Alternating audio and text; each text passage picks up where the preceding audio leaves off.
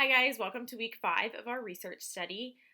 Before we get started, please don't forget in the email as well as on this first slide, there's a link to a Google Forms for a survey on how you implemented last week's lesson of reflection into your daily routine. These surveys are really just going to help inform me for our summary session next week, as well as help me collect data for my research study. So please do not forget to do them. So this week we're going to be talking about self-compassion and what is self-compassion. There's an opening quote on this first slide. It says, "Treat yourself as you would treat a good friend," by Kristen Neff. And a lot of times I think that the world just kind of makes you a little bit more critical of yourself and kind of second guessing yourself. And so we extend the same we extend compassion to others, but we don't really extend that same compassion to ourselves. And so that's what we're going to be talking about today. So what is self-compassion? Well, self-compassion is noted in the literature to be a combination of mindfulness, self-kindness, and connectedness. We talked mindfulness just on its own lesson on itself and just being present in the moment and understanding what's happening instead of having your head someplace else and your body just going through the motions. And so that self-compassion is bringing that lesson back up. Self-kindness is just extending that same understanding that you are human, you do make mistakes, and to yourself as you do to others. And so I think we're really good about extending this to others as the teaching profession, but I think a lot of times we forget that we too are human. And then connectedness is just knowing when to ask for help and making sure that you're connecting that full loop with that reflection piece back into it. So really self-compassion is kind of combining mindfulness, reflection, and kindness all into yourself in order to improve yourself. So why did I choose to include this? What literature supports that this is something that we should be including in our research study. So really the reason I chose to include this is because the school constructs and the culture that's modeled in schools is deemed to be very unhealthy and unhealthy in the balance of behaviors. So several different researchers found this, and I have talked to several teachers who believe they also lived this through their their personal experience.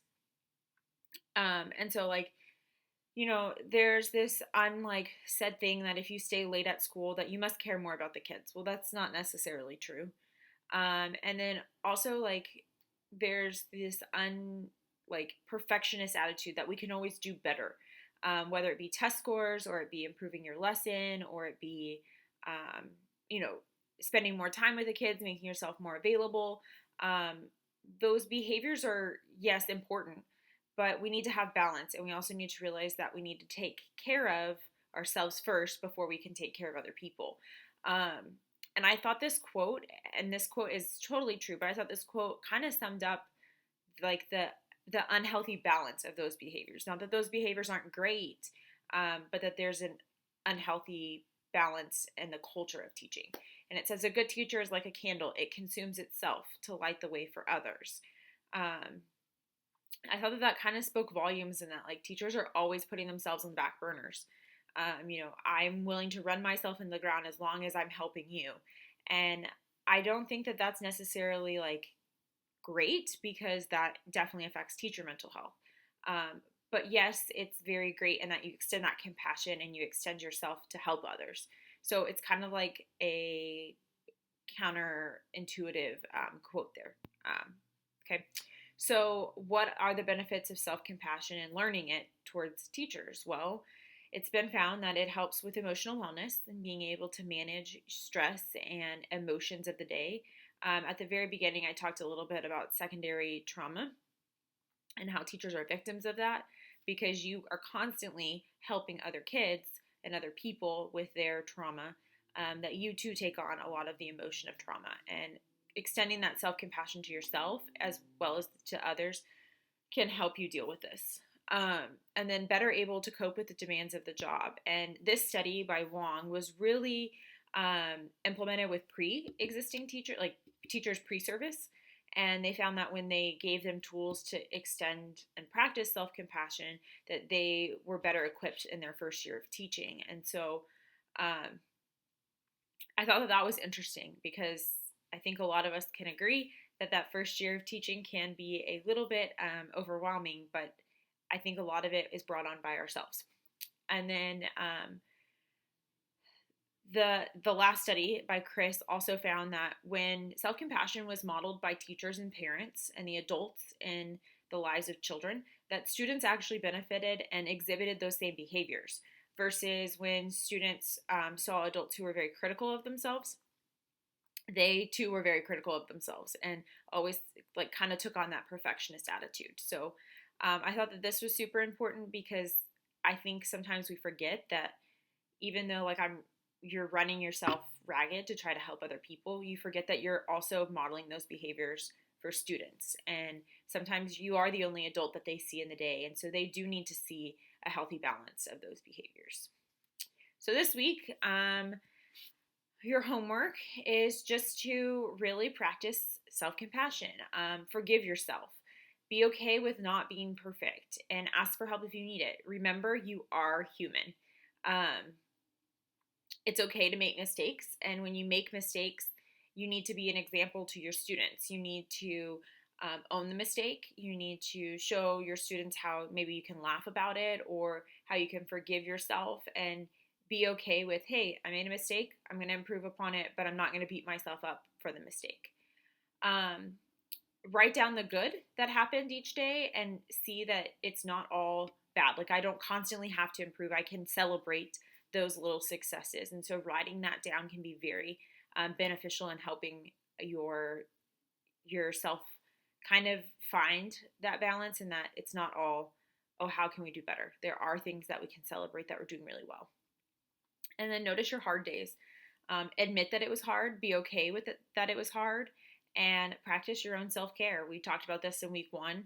So figure out what it is that you need in order to help you with those hard days. And please take care of yourself. I throw this in here because I think sometimes we often forget. Mental health days are real.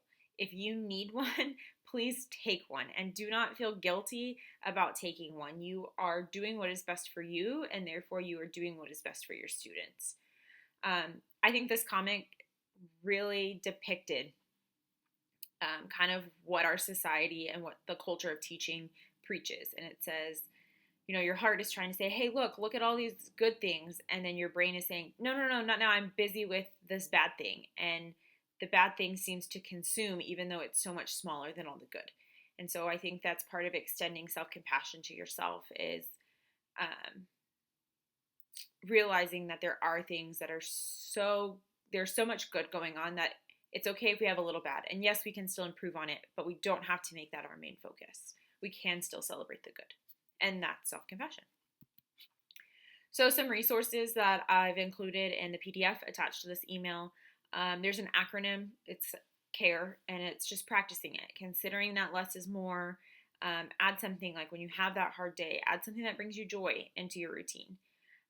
Rest, make sure that you're taking care of yourself in both body and mind, that practicing that self-care. And engage with others. Be okay to ask for help.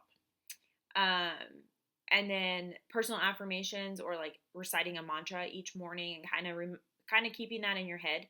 I think this came up in the mindfulness lesson as well, but I've also included examples on it on the resource page. So if you want a place to start or make your own, just remind yourself of those good things. Reframing and just trying to get an outsider's point of view when something is hard. So you can say, hey, I made that mistake, and here's why I made that mistake, but here's how I can improve on it. Set your boundaries, knowing when to walk away and knowing that no is a valid answer and a very powerful word. If you feel like something is draining you, walk away from it. Come back to it. If you feel like you're just going through the motions, walk away from it. Come back to it when you can be mindful towards it. And if you feel like you can't commit to something or you just don't want to commit to something, know that it is okay to say the word no. I think we, as teachers, live in a culture where it's always yes, yes, yes, yes, yes, and you're always giving more of that light So be okay if your light is too dim and you need to step away. Say no. It's okay. And then realize or accept that there's more than one way to do things. So just because you do it one way doesn't mean that that's the only right way to do it. What's right for you may not be right for someone else. So let everyone have their own individual touch on things. And don't always try to improve their things or your things, because if it works for you, it works for you. It may not work for someone else. And then, of course, lose the perfectionist attitude or expectation. It's exhausting to always live up to perfection, and perfection is always changing. And so I thought the quote on this page with the picture said, kind of summed it all up. No one is perfect, and that's why pencils have erasers. So please don't expect yourself to be perfect, and forgive yourself when you're not perfect, because no one is perfect.